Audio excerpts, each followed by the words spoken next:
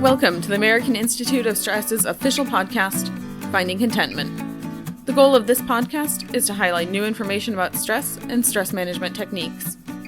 While we understand that stress is a very personalized issue and different for everyone, we hope to help you find your own way to contentment. Hey, greetings, everyone. Welcome back to Finding Contentment, the official podcast of the American Institute of Stress. I'm the executive director and your host, Will Heckman. Thanks again for joining us today. Congratulations on finding us. Speaking of finding us, I hope you find the American Institute of Stress is at stress.org. All kinds of great stuff there, all kinds of free information, all kinds of science that you can look into, including 2 free magazines. They're free. Combat Stress and Contentment Magazine. You'll find all kinds of information there, and you can subscribe to them. And like I said, you can get them absolutely free. And so speaking of subscribing, I'm going to ask you to do it again. Please hit that like button, hit the thumbs up button, hit the subscribe button. I really appreciate it. It makes me think somebody's watching, like you. Hey, we got a great show today. We have a very special guest. We're going to be talking about stress and anxiety, amongst some other things. And joining us today is a clinical psychologist, Renee Mill. Renee is a senior clinical psychologist, an author, a corporate speaker who has a passion about helping people overcome anxiety and stress. And we were discussing how those things go hand in hand. She has over 20 years of experience. She's just become a leader and an expert in the field of mental health and emotional intelligence. Renee is the author of 3 best-selling books, including Anxiety-Free, Drug-Free, Parenting Without Anger, and No Sweat Parenting. We're going to talk about those, all of which I can believe can be found, like everything else on this planet, on Amazon. So just check it out. Go find her books there, and you'll see them there. Her work has also been featured in various media outlets, including Today's Show, Sunrise, and The Morning Show.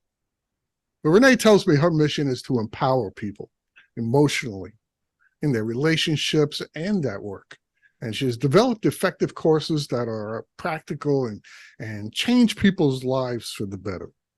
Her pioneering program for the treatment of anxiety has helped countless individuals overcome their fears and live a more fulfilling life.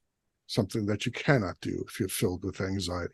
And Renee is also a corporate speaker and has worked with individuals and groups in organizations to promote workplace wellness and stress management. Big topic always on this show and at the American Institute of Stress. And if you want to find out more about Renee, just go to anxietysolutionscbt.com. It's anxietysolutionscbt.com. If you're watching us on YouTube, I'm going to put it down there. So please join me in welcoming our guest all the way from Australia. I woke her up early for this, folks, so hope you appreciate it, Renee Mills. Renee, thank you for joining us today. Thank you, Will. It's good to be here. Whereabouts in Australia are you? It's a big I'm country. in Sydney. In Sydney, I'm in okay. Sydney. My dream is to get there one of these days. It's beautiful. Come and visit. I would love to, and I'm a birder, so all the birds in Australia are real attracted to me, or I'm attracted to them. Look, I wanted to ask you something. You've done a lot of different things, and you're an author and a speaker, but I wanted to ask you how your beginnings, how you began, and your career in psychology. What drove you to it?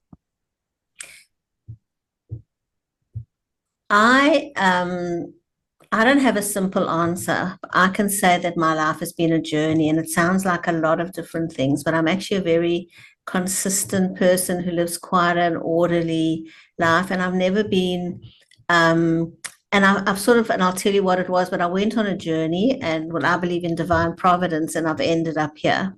So I originally wanted to become a teacher. My parents didn't have a university education. I was smart at school, and one of my friends was doing medicine, and she said, "You don't want to be a teacher." In those days, it wasn't at university. I'm originally from South Africa. It was at what we called a teacher's training college. She said, "You want to go to university? And I did what was called occupational therapy, but it was actually part of medical school. It was a fantastic degree. And that was my first degree. And it was divided into two parts, what we called psych OT and physical OT. And I loved both, but I loved the psych OT. We were running groups in psychodrama and relaxation and all kinds of things. Then I injured my back. And in those days, the treatment for that was to wear a corset and not move very much. So I was a young 21-year-old in a corset. So I thought, okay, I'm going to develop the psych side of my OT because there's no, and before it was before the internet now, right? We're talking about the 70s. You had to, for physical OT, you had to climb up and use pulleys, and it was very physical to get our patients moving, whereas psych OT was more sedentary. So I went back and I studied psych further. And then I really found my passion. So by 82, I was qualified as a clinical psychologist, and I absolutely loved it. But the university that I qualified in was very psychoanalytic. And so I'm actually Kleinian trained. I was really doing analysis, loved it. But as I started having my own children and running a few groups, people kept asking me for solutions. And by nature, I'm very practical. And so then I started thinking about when people come to me with a parenting issue, they don't always want to. One woman actually said to me, I just want to know how to get through the night. I don't want to know where it came from. So I started feeling this difference between let's spend 7 years in therapy, which I love. I'm not knocking it in any way. But my practical side said, sometimes one needs solution. And along came CBT in the 80s. And all my occupational therapy training plus my psychology sort of came together. And I started thinking that it's really good to have both, because when I was an occupational therapist working, and then we had what was called mental hospitals, and I'm sorry if I'm not PC, I don't know what all the new names are, because we're talking about the 70s. We used to literally go and wake patients with depression up and take them to our groups. We had pottery and lapidary, and we kept them busy. And people used to smile at the OTs and go, it's cute, you're keeping people busy. But today we know that activity and socializing and meaning is actually really important. But in those days in Johannesburg, the analysis was important, and that was seen as cute. So I started to marry all those ideas. And I started running groups for women and for parenting and doing my sort of analysis more in my practice. Then my family started thinking about emigrating. So I have 4 children, and my husband and I wanted to move to Australia. It's quite a big thing to move a whole family. We didn't really have jobs. I'd never worked in a job. I'd always worked for myself. And so I had started reading a lot about emotional intelligence, which really fitted into the way I was doing CBT. I like Daniel Goleman's 5 structures. So I developed a program called Emotional Intelligence. And so when I arrived in Australia in my early 40s, I had no support group. I had no alma mater. When you go through university here, I had not a single, no one knows you. And as people tell me, nobody cares. You can say, well, I had a big practice, and go, well, that's nice. Who are you? And so the way I started was actually by doing corporate work, because it was easier to market myself. We weren't really allowed to market yourself as a psychologist. It was called touting in those days. Now you can be on Facebook, you can market yourself. It was very different culture.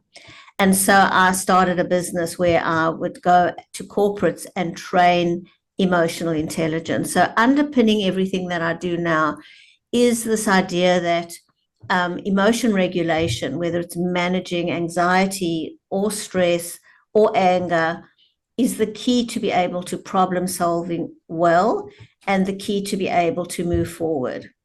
And so I then, in the early 2000s, started to write books and started to get to be known as a clinical psychologist. And now I work as a clinical psychologist in my own practice, but I'm still invited to. So there's been a journey where things, because of my life, pushed me more than me being driven. I was always happy in what I was doing. And then it was, oops, I need to adapt or change. And that's how I landed up where I am today. Well, it's a very common thing. I talk to people in this field and psychologists and psychiatrists and people in the stress field all the time. And it's never a straight road. It's always a crooked road. It leads all of us. I was a teacher for many years. I started out life as a police officer and learned behavioral psychology there. So it's always a crooked road, but sometimes that crooked road is the best one to take for that journey. That's right. And Yes. I did want to talk to you. You mentioned a little bit about anxiety and you're thinking about it. And we know, we talk about it all the time at the American Institute of Stress, that unchecked stress can lead to an anxiety problem, a serious one. Can you tell us about your approach to treating anxiety? I know it can be done with or without medication, but without medication and how that differs from what we would call traditional methods. So I base a lot of what I do on CBT, which is helping people change their thoughts and helping people change their behaviors. And why I'm saying helping is because a lot of people, we live in a quick fix generation. And one of my criticisms often of a lot of things that are out there, blog posts or even podcasts, are just do this and you'll be fine. Just do breathing and you'll be fine. And I'm not knocking breathing, or just do exercise. And that's true. They're both fantastic tools. But I always see things in a more holistic way. And so my idea is, what I do a bit different is I work with people to find out what motivates them. A big part of being a psychologist is helping people change and finding out what motivates them. Because often we get stuck in a behavior and we can't work out ourselves. We just get stuck in the same routine. So I have put my CBT, and it's also based on neurobiology, which is about you need to change your brain and rewire it by practice and repetition. It's not enough just to do something once or twice. I'll often get people who'll come to me and go, I've been to other CBT therapists. I've tried the breathing. I went 3 times and now I'm stuck. So I have a whole holistic method. It's done over 10 sessions. And basically it involves a lot of lifestyle, but people are accountable. So they come back and we check, did you do your breathing? What time of the day worked? Then it's breathing, it's exercise, it's reframing thoughts. I actually base that on a cognitive model that they use with trauma, where instead of expecting people to come up with their new alternate thoughts, there are suggested thoughts. Because again, when you're stuck in your old thought pattern, there are suggested thoughts, so people can choose which thoughts will help them in that moment. But the whole idea about the 4 steps is about first to check in. So I'm going in a very long way around. The idea of this is to get people to check in that I am feeling a bit emotionally dysregulated. And I don't call it anxiety and stress. Are you feeling a bit out of sorts? It can be the smallest thing. You're stuck in traffic. Mm-hmm. I always mention that because I still don't like being stuck in traffic. And I can immediately feel my impatience creep up, right? That's one of my things of all the years I still struggle with. So to be aware that's what's happening to me and not go, oh, it's nothing. It's just traffic. That's what people will say. It's just a little problem. Anything that you feel a little bit emotionally dysregulated, go through the 4 steps. I mean, the second part is validating what I feel, whether it's feeling where in my body it is, or describing the emotions, or noticing any self-destructive behaviors, being absolutely honest. This is all the things I'm feeling, not trying to squash it down or deny it. And then we go to step 3, which goes, actually, I have a choice. I can now stay stuck in this resentment, impatient, overeating, whatever, or I have a choice. I have all these tools to choose from. And then people choose the tool, and then there's a self-motivating process that goes, wow, in the past I would have sat eating a whole bucket of ice cream in the car, but this time I only had half a bucket and I feel motivated. It's the 4 steps that rewires the brain. So what starts to happen is even when you have big events, you actually go through them. You start noticing when it starts impacting you, you're validating what you're going through, and then at some point, I can move on if I want to. So that's the core of what I teach. So when you say a big event, you mean a big challenge that somebody is feeling, that stress that's causing them, and we know it's different for everybody. For me being stuck in traffic and you being stuck in traffic, completely different things, different time, different place, different person. So what you hope, I'm getting it right. What you're saying is it doesn't matter, whatever that challenge is Correct. Don't that's minimize causing you, challenges. right? It's more noticing, but it's like practicing for a marathon. The more I run 3 groups a week actually, where we practice on what we call trivial examples. They're not deep stuff, but then you have the methodology. So when something big happens, you're trained already, you know what Right. to do, you know what muscles to activate. That's a great way of putting it. Your go-to muscles, your muscle memory, you have stress management memory. That's a great way to put it. I've never heard it put that way before, but it makes a lot of sense. If you do that, and the 2 things you mentioned of breathing and exercise, both of which I've done. I just started a whole new exercise regime. I feel so much better. And so you're correct. Lifestyle changes is a big part of treating anxiety and stress. Okay, let's switch gears a little bit because you wrote books about parenting.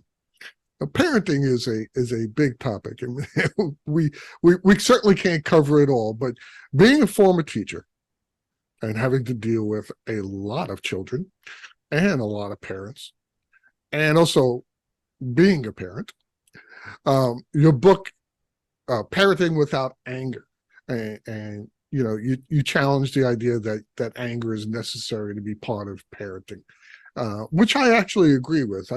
You don't necessarily have to get angry. Everyone has emotions, but anger may not be the one you want to go to. Can you explain to us in a way so I could understand it, how parents can effectively discipline their children? Because they're going to have to. Believe me, if you're young out there and thinking about having kids, it's coming. But how do they discipline their children without those feelings of anger? Do they just suppress them? No. So it's again the idea of CBT is understanding that your beliefs cause anger. So I'll give you one very common one. The idea is to change your beliefs so you don't get angry. You're not suppressing, you're actually aware of what's causing the anger. So one of the biggest thoughts that parents have that make them angry is you pushing my buttons. So when you leave that mess on the floor, I'm upset. I've asked you 1,000,000 times. And if you loved me or respected me, you wouldn't do it. So it becomes very personal. So when you depersonalize and you know that all teenagers leave a mess on the floor or all 2-year-olds scribble on the wall, they're not doing it to you. It's not personal. It's what 2-year-olds do. Then the question is, you're not getting angry because, okay, this is an appropriate thing. You can ask all your friends, their 2-year-olds have all drawn on the wall. And so then the idea is you get rid of the anger, but actually, because personalizing it, you change your thought. And then the idea is I prefer the word educate rather than discipline. So the idea is parents, we are our biggest educators. And again, I have a course for parenting, and while I'm saying it to you, you can hear I'm a very systematic person. I talk about it as the first thing is to work on yourself as the foundation of the house. You need to actually be able to stay calm because we have social brains. And if we're anxious and stressed, we actually set off our kids' anxiety and stress. Just in an unconscious way, our level of stress will affect everybody in the home. Then we need to talk about, is there a lot of conflict in the home? So children will not thrive. They will act out and behave badly if there's a lot of conflict in the home. And then we need to look at whether our homes are run in a chaotic or non-chaotic way. So very often kids are misbehaving, if we call it misbehaving, because mom hasn't got the washing together, dad hasn't cooked dinner, the child is hungry or can't find their socks. So it's a more holistic approach. It's not just about the behavior. And parents will often say to me, how do I get my child to not leave their laundry on the floor? And I go, I don't know. I need to know what's going on in the house and what does that represent. So only when all of that is understood, then what I call the 4th level is, okay, so let's think of fun and interesting ways to educate your child. Today I would say incentivize your child. It's not money, it's not rewards, to want to put the laundry somewhere else. And so it becomes a way, age appropriate, where The same as they do it in preschool here. When they pack away at the end of the day, the teachers aren't yelling. They sing a song, right? They go, Mhm. pack away, pack away. It's a song and everybody packs away. So that's where we need to learn from. Do it in a fun way. Mhm. It's something that has to be done every day. We I have to agree pack with that. away. Yeah. And there's a very small amount of behavior that needs to be corrected or educated. And that's when one needs to put in deep thought about who is this child, what is their personality, and what is the best way to help them change that behavior. And it takes thought and it takes time. What anger and punishment does, it's a quick and easy drive that get that response, but you haven't educated the child how to be different. Stop That's that behavior. It's yeah. not do this better. Right. That's a great point. It's just it's almost like a knee-jerk reaction to get angry and tell them, hey, cut that, Let me ask you something. It sounds like a great course, and it's certainly a good idea. What about people who are thinking about becoming parents? Wouldn't they benefit from taking this course beforehand? No. I mean, and I'll tell you why, because until you've got an 18-month-old who's running your house, can you really understand? So what I found is new parents are so idealistic. No one's going to tell me what to do. So actually, I turn down parents. I've often had pregnant people call me and say, can we come? And I go, you have no idea. Wait until that child starts having tantrums or resisting, because that's when you actually will start thinking about how to do it differently. That's a great point. And as you're saying that, I'm going, of course, you can't learn about something that you have not experienced, especially parenting. I remember becoming a parent, and it was nothing like I thought. And I had been a teacher for 20 years. That's right. And it was a little different, and you brought up the age of 18 months. My daughter at 18 months decided to run straight into a chair and cut her eye open. And, yeah, it was not exactly what I had envisioned. And now she's 24, and doesn't really get me angry, but it certainly makes me shake my head and and ask myself, why is she doing it? Okay. That's right. Anyway, you talk a lot about the tools people use, and you actually wrote an anxiety management workbook. Is that correct? Yeah. And in that you outline some behavioral tools that to help individuals. We have a lot of people who listen to this show, who read our magazines, who come to. We have 1 million people a year who visit stress.org, and they're looking to find something, a tool, a technique, something to help them manage that anxiety that's being caused by the stress that they're experiencing. What does your anxiety management workbook consist of? So the workbook is actually written for clinicians and psychologists, and it's what I use. There's a self-help book, which is exactly the same, but people can work through it, and that's called Anxiety-Free, Drug-Free.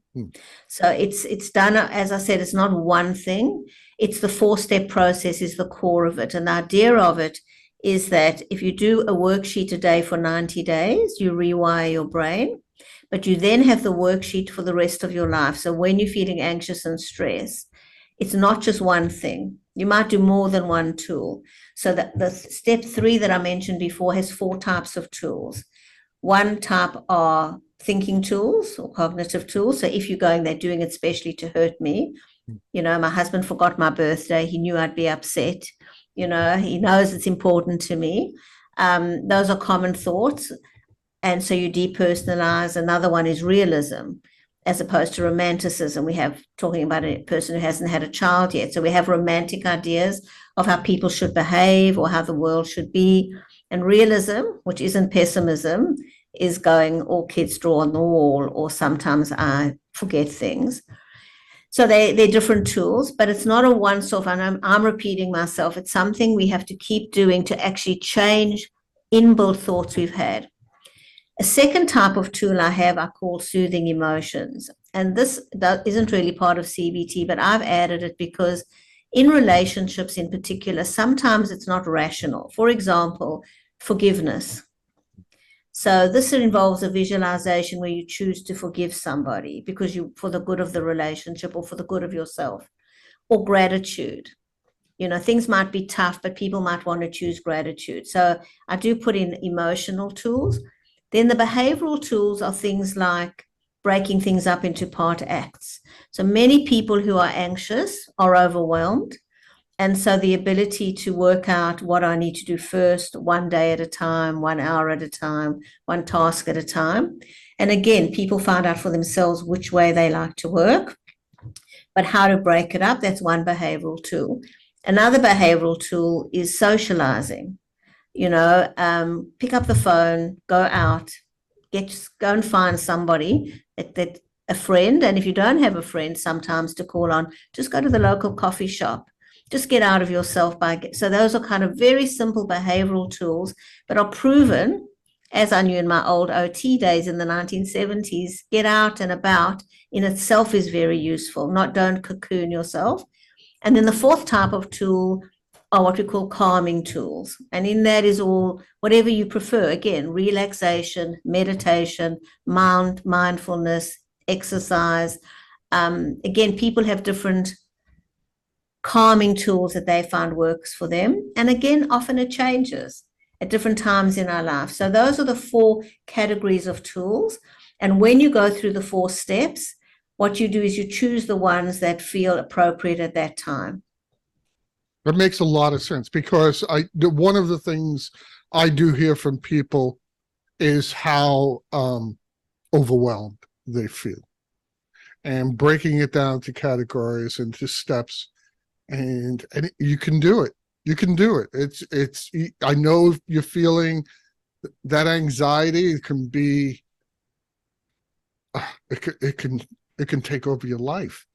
But there are ways to get out of it, and doing things like the workbook, or even journaling, or however that works for you. And you're right, it is a process, different steps. So a big part of what I talk about when I work face to face with people is this idea that, as you keep saying, you can do it. But this idea that and this is based on acceptance and commitment therapy as well, that you are not your symptoms. Right. And I'm not minimizing how debilitating anxiety is, but what happens is we become fused and we say, I'm an anxious person. And so even when I teach breathing, or, we talk about being aware of what you can notice, you are not your symptoms, and you can learn to manage your symptoms. Because the fear of anxiety, or feeling that it's bigger than you, makes it hard to change. That's so true. You think, okay, it becomes what your whole life is about, and that's not you. It's just part of you that you need to deal with, to manage. It's not you. It's not your nature necessarily to be stressed or anxious. It's not what you are as a whole, as a person. That's a very good point, Renee. Thank you. I also wanted to talk to you about something else, because I know, and we get a lot of people talking to us about workplace stress. And I know you're a corporate speaker, and you deal with individuals and groups and corporations. And right now, people are talking to us about burnout, and quiet quitting, and all kinds of things that are going on. I don't know if it's more prevalent now, or just people are not afraid to talk about it now, or it's a hot topic right now. I don't really care. It's a problem. And it's a problem for everybody, because if corporate America or corporate or global corporations, and have this problem with their employees, we all pay the price. We all pay the price, folks. Don't think it's has nothing to do with you. It does. And I wanted to talk to you about your strategies and your recommendation of managing burnout for employees. What do you tell corporations now? And you said that you even started doing that as many years ago. So again, the big thing is checking in. not waiting, because the model here, and I think it's probably the same in America, the model here is a sickness model. So big corporations have what we call EAP, employee assessment programs. So when you're feeling really bad, you can call and get 4 sessions for free, which, or that you get pamphlets once a month on what stress is. Or a phone call. And yes. Yeah. And so it's again, allowing people to check in, allowing people early on to notice. And the World Health Organization in 2019, sorry, my voice is just cracking, actually said, stop blaming the individual. They have defined burnout as a failure of organizations. It's part of their culture and their systems. And so that's what I'm starting to do, is talking to leaders, those that will listen or open to actually go, there has to be some proper systemic change. Stop blaming the individual. So there's only so much an individual can do. And so I think the reason people are quitting is because there's nothing they can change. There's huge workloads, underpaid, expected to be on tap 24/7 today with email and internet. It's even though people are talking about flexible working from home, you've still got to be available all the time. So there's also got to be a structural change in organizations.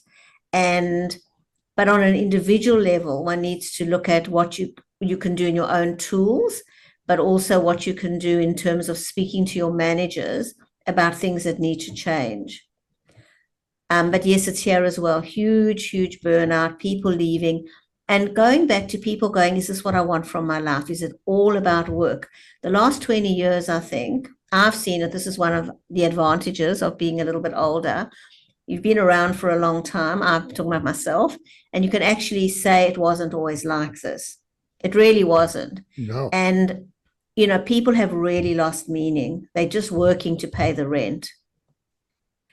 And that's really sad. They don't have the pleasure of enjoying their jobs. If you're a teacher, it used to be a calling. Now, I have quite a few teachers who are my clients. They work for private schools, and it's become corporations. They have KPIs. They are, the people who run it are not educators. They're corporate people. The stress levels of being a teacher has become huge. Boy, do I know that's true. I have, and this is going to sound shocking to some of the people listening to this show. In my long career as a teacher, decades, I've seen 4 people carried out of school on a stretcher, teachers, because of having such anxiety problems that it affected their health. It is I think one of the most stressful professions that you can get into. I mean, I might be a little biased, but I've done other things, I have many friends who are first responders, and I talk to them too. And I don't think they feel as much stress as some of the teachers do today. And I think you're right. I think it has a lot to do with leadership. It has a lot to do with not being able to have that person to go to. At one time, I was the person who did the courses for teachers that they need to take to recertify. Right. And I could not find one about stress management. And I looked, could not find one. So I agree. I think you hit the nail right on the head when you said those leaders that will listen. When you talk to them, it trickles downhill. It creates a culture that you're happier to work in. No one ever says it's total bliss. That's why they pay you to do it. But it also doesn't have to change your whole life. One of the things I wanted to talk to you about, also going back to the whole parenting thing. Obviously, it's a big topic, and parent. I just happen to have been in a field where you talk to a lot of parents, and now being in this field, we still talk to many people who are having problems with stress and anxiety of being a parent. But one of the things that you talked about is the role that self-esteem plays in managing anxiety and how individuals can work to improve their self-esteem. And I have witnessed that a lot in kids. And, because I taught everything from 4-year-olds to university.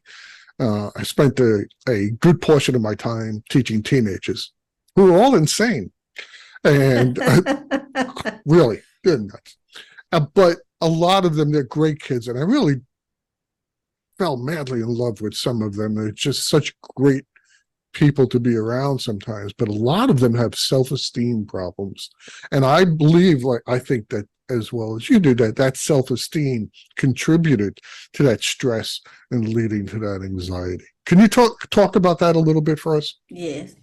So the connection I make for all of us is that when you believe in yourself, and I'll explain exactly what I mean by that. And actually, the latest research about, I don't know if you've read Banana's book on the end of trauma, he talks about most people actually, and they did a lot of research after 9/11 and other times like that, actually recover from trauma. There's actually a resilience trajectory.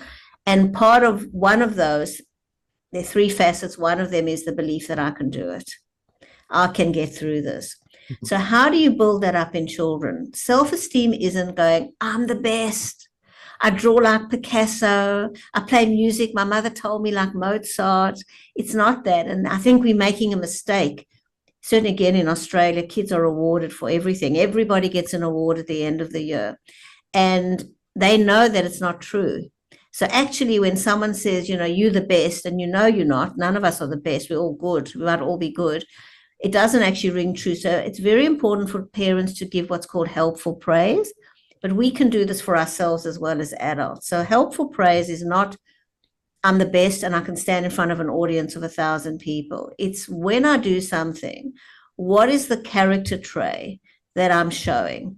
So even if a child fails, there's always something. So you go and you watch your child play soccer, they lose, he comes off and he's crying, and you go, you know what, I noticed in the 40th minute, how you ran down the left side and you took the ball on your left foot and you held it for 3 minutes and then you passed it to Josh. That focus that you had and that ability to be a team player was really worth mentioning. Now that little boy will stop crying and go, you know what, that's true. I've got focus and I'm a team player. So when your kids fall, instead of going, you poor thing, but they pick themselves up and you go, I'm glad that you were able to express that you were hurt. That's important to share your feelings. I'm glad that you brought the Band-Aid. That shows you're resourceful. The child starts knowing what I'm doing. That is me. It's not that I fell and it's not that it's tragic. And I'm not saying, we're talking about everyday stuff. So there are always things that we can endorse ourselves for. Diligence, responsibility, reliability, compassion, kindness, generosity, all those things. Those are the words we need to use with our children and for ourselves. And then as they grow up, when something happens, they go, I am diligent, or I can face difficult things, or I got through that last one before. And that gets you through. That's what really good self-esteem is knowing, again, I'm not my anxiety, I'm not my job, I'm actually the human being I am. And these values are universal values. Covey talks about them as a moral compass. We all know that being kind and generous is better than being stingy and cruel. We don't need to learn that. We all know that intuitively. We all know that putting in effort or overcoming the odds. Who are the motivational speakers we listen to? Not people who've got it easy. We're not inspired by them, but someone who gets up and goes, I lived through this experience and I got through it. We want to know, how did you do it? And very often it's the little tools, but it's also the belief I can do it, the willingness to overcome it, that drive and determination to have a better life, the resourcefulness, the intellectual curiosity to learn other methods. All those character traits are what get us through. I agree and build with our that. self-esteem. I'm from the same, mindset that you are, that we tend to tell our kids falsehoods and thinking that we're building them up. You could be anything you want. No, no, you can't. Neither can I. Yeah. Some kids used to call me the dream killer. No, sweetie, you can't be a brain surgeon. You can't That's right. even spell surgeon. So let's find something you're really good at, and that should be your goal. When we give people false goals, we're going to build up, especially kids. We're going to build up their stress levels to where they're overwhelming. But my mom said I should be able to get a perfect score in the SATs. No, you don't have to do that. And I'm Yeah. guilty of that myself, telling my daughter, my daughter's an exceptionally bright kid. She always was number one, to number three in the school. Great. So, as a parent, oh my God, you start to harp on those things, but that's what you do. That's not who you are. Like what you said before, that, doing a job, I learned this when a long time ago. That's what I do. That's not who I am. Yes. And boy, if you can separate those things, your life will be more content, Yes. which is what I we're wanted talking to add about. another thing that I often tell parents. Please. Sorry, and I don't mean to correct you, but I think it's also, especially if you have a child who's not that smart, we're talking about a school system where being smart is the ultimate Right. value. And they they then say, well, we'll find something else that you're good at. The implication is you've got to be good at something. I'm not saying you shouldn't, but again, it's so what I often say to parents, I will say, who do you see more, your hairdresser or your neurosurgeon? And they'll go, my hairdresser. And I say to them, this is what you need to educate your child about and yourself. Look at the world around you. If I didn't have a baker on the corner, my family would not have bread. I don't bake bread. If I didn't have a hairdresser, I'd be in big trouble. If I didn't have a garbage collector, when they have a garbage truck, once they had it in London, and there are rats and vermin running all over, we need, in fact, COVID did make us realize what essential services are. So when you start valuing every single person as contributing to society, and you teach your child that, thank you, Mr. Garbage Man. Thank you, Miss Hairdresser. Thank you, whoever. I'm not trying to be racist or sexist, whoever it is. Right. I appreciate your value in the world. Then the child can say, well, what do you want to be? And if you want to be a garbage collector, it's not second rate. You are important if that's where your heart lies. And if you want to be a musician or a hairdresser you don't have to be a doctor or a lawyer or any of that. If you want to be, that's great. But it's about what is going to be your contribution, and your unique set of abilities will enable you to fulfill your unique contribution. And that gives a sense of self-worth and self-esteem. So we have to work on this. We get back to our beliefs on what we believe. And if we believe that's what success is, then we are giving our kids that message, and that causes us and them stress. Yeah. The more we work on ourselves and our beliefs and see the world in a different way, we help ourselves and our children. I really totally agree with that. I mean, I can't tell you how many times I've told kids, certain kids, why you want to go to college? They never hear that from a teacher. I said, let me tell you something. The guy who I know who makes the most money is a roofer. I live in South Florida. When there's a hurricane, that roofer is the most important person in this community. Nope, not anybody else. It's not your dentist. It's certainly not your lawyer. It's your roofer. So there's value in everything that you can do. And I agree with you very much. Okay, we're running. Boy, I wanted to talk to you about so many things, but I don't want to go too long. But there's a couple of things I did want to get to. And one of them was that you talk about the importance of time management. That seems to be an ongoing problem with people who are suffering or trying to manage their anxiety and their stress, and it really exacerbates it.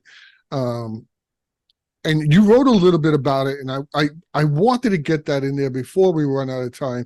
Talk to us a little bit about time management, because a lot of people do ask me about that, and they're always like, there's a famous teaching book which is Teach Like Your Hair's on Fire. I feel like people live their life that way, and that's not the best thing to do, is it? Definitely not. Gee, what an expression. I've never heard that before. Yeah, oh, it's a book. Teach like your hair's on fire. I'll have to look at that. Wow. I think that it's sometimes a bit of a circular thing. So when I work with people, I always talk about first calming the brain. So when I work through my manual, it's really about building, as I say, first we start with breathing and exercise and the 4 steps and other tools.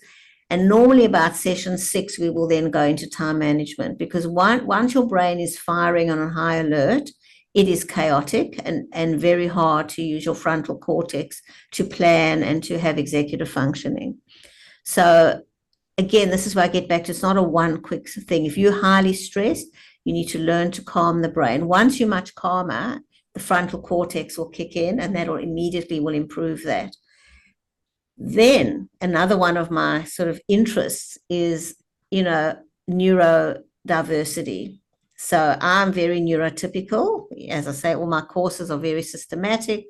And what I've learned over the years is a lot of my patients aren't. They're not neurotypical. And I'm not labeling them as, I'm not giving them a diagnosis, but they don't think like I think. So a lot of therapists, we know about lists and planning. And so it's really about finding ways, again, of how they can manage their time in a way that they don't feel overloaded and that works for them. And again, this is why I think we have a problem in a lot of the information that's out there. It's not a cookie cutter situation. So for example, one of the things I've learned is, and actually from one of my daughters, she loves doing everything at the last minute. It's got to be a challenge. And I'm telling her to do a little bit every day and then it'll work. And she said, Ma, it doesn't work like that. I don't enjoy it, but this really works for me. And so it's about how does she do it in a way that's not stressful, rather than me going, this is how time management works. But there's no question that when we have a certain level of order and we know where things are, we know where the socks are in the morning, they don't have to be in the top drawer on the left. They can be in a laundry basket, but it's more about, I know where they are, and I know that things will be ready on time. So even though I'm doing it at the last minute, it's not causing me stress, because cognitively I'm aware that this is what works for me and I'm excited I can do it my way. So when you change your thoughts, often what you're doing will continue to work. But often you do need to learn some strategies. And if you are with someone, a therapist or someone who is neurotypical, and it doesn't work for you, say so. Because the idea is to find out, okay, you have achieved so much this far, what has worked for you? I'm one of those people too. I make lists and I keep things in order. I used to drive other people crazy. I drove my wife crazy because I had a pegboard with all my tools on it in my shop, and I outlined them in white marker, and I came home once and there was an empty spot. It drove me crazy. Yeah. So I understand, but I have to agree with you that bringing some order into whether it be time management or order into your life, it does alleviate a lot of stress and anxiety. I agree with that. And one of the ways of training it, by the way, is just by getting into a habit. So not overthinking it, to do one habit at a time. So for example, if people lose their keys all the time, just put a hook by the door, and as you walk in, it's just a behavior. This is why habits have become very popular. It's not new, but neurobiology says just practice one thing at a time and build in those habits. A lot of what we do that are neurotypical are actually just good habits. We've got used to getting up early in the morning or hanging our keys on the hook or whatever it is. It's just about that as well. So it's not about now we're going to restructure your life and we're going to do a menu plan, and it's too much for people. So it's about breaking it down into part acts, choosing one habit and working on that. Little successes breed more successes. If you find that, okay, now I don't, hey, being deliberate of where I keep my keys really works. Well, let me try it with something else. And slowly you see your stress and anxiety come down. It's a really good point. All right, last thing before we go, I wanted to ask you for your personal go-to when you're feeling stressed out. You have 4 kids, I know you do. And so we all feel that stress. What is your favorite things to do when you're feeling stressed? So most of the things that I teach, I've built into my own life. So I might just increase it. I might just do more breathing. But really, I thought about it. What I really do is that's when I reach out to people. So I'm very independent and I'm very busy. But I actually have friends that I can call, and I have a sister I'm very close to. And that's what I actually do.